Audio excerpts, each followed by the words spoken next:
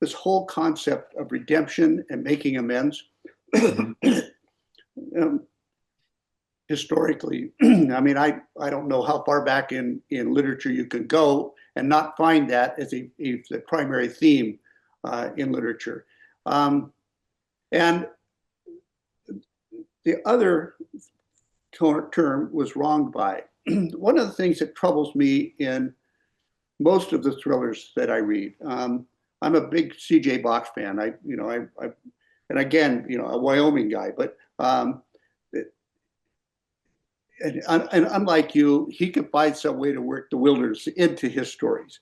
Um, but one of the things that has troubled me about much of the genre, the thriller genre, is there are lots of really, really bad people in the genre books. I mean, it, it would read even worse than a who's who of historical real villains in the world.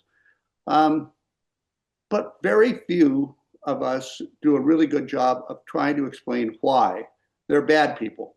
And that's been a real focus of what I've tried to do in my book.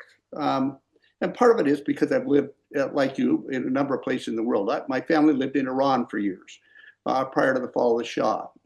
And, with what's going on with Iran right now, I mean, I have a very strong uh, dislike for the current Iranian regime. We had a number of family friends that were killed, executed after the revolution there. Um, but I understand them. And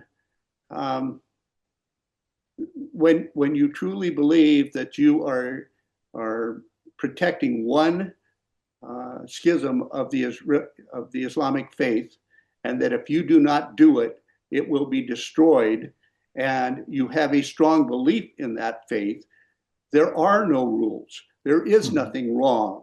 Everything you do is justified by your beliefs. And that makes somebody extraordinarily dangerous because they have nothing to lose and they have nowhere else to go. So when I develop a book, I try really hard early in the book to try and introduce the bad guys, but in a way that somebody will look at them and at least, I don't know that empathy is the right word, but I want them to understand why they're bad and why that makes them so much more dangerous. Yeah. Go ahead. Yeah, no, I absolutely agree. I think that is the perfect way to do it because there's that quote, isn't there, that is it's attributed to all kinds of different people, about somebody being caught robbing a bank and asked why they did it, and they say, well, because that's where the money is, that is not interesting, No. it doesn't help anybody sort of understand the world around them better than they did at the beginning of the book. But if you start off by creating an environment where you have a whole series of shades of grey rather than just black and just white, and you can lead the reader to obviously not excuse the bad guy because they are bad, not support the bad guy because they're bad, but at least to understand them and understand why they're doing what they're doing. I think that's huge. And I did a similar thing with the series I was writing before the janitor books. It was about a detective in Birmingham, Alabama. And the reason I started to write those books was I've become obsessive about the work that the FBI profilers do, when they study psychopaths and people like that to understand their behavior. I mean, it's applied in their sort of part of the world as a way of predicting who a perpetrator might be in order to help the police catch them. But I was interested in it in terms of you see these people or read about these people who do these unspeakably horrible things, but why do they do it? And the idea that, do they just wake up in the morning and, cackle maniacally and then go out and do evil? No, of course not. They do the thing that in their mind actually makes sense. And we can't contemplate it, we can't grasp it because that might be, killing somebody or kidnapping them or doing some horrific thing to them.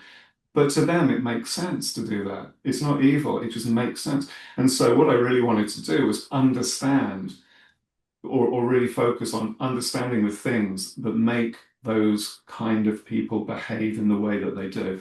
And I felt just like you were saying earlier, when you were starting to decide what to write your first, how to write your first book, there's so many people that have done, Thomas Harris, obviously, other people who have written about the profilers, made them the central character. I thought I don't want to do that because other people have already done it brilliantly. What can I bring that hasn't already been done? So I thought what I'll do is I'll use all of the research I've done about psychopaths and use that to create the villains. So that then when the detective comes across these apparently just bewilderingly horrible crimes and has to make sense of them, and then and then understand the criminal who is doing these things. And then just as you were saying, didn't want people to actually sympathize with or justify the villains. But I did want them to at least have a sense, have an inkling of why the people were doing what they were doing, and for it to be a lot more interesting than just because they wanted to steal some money or just some run-of-the-mill incident.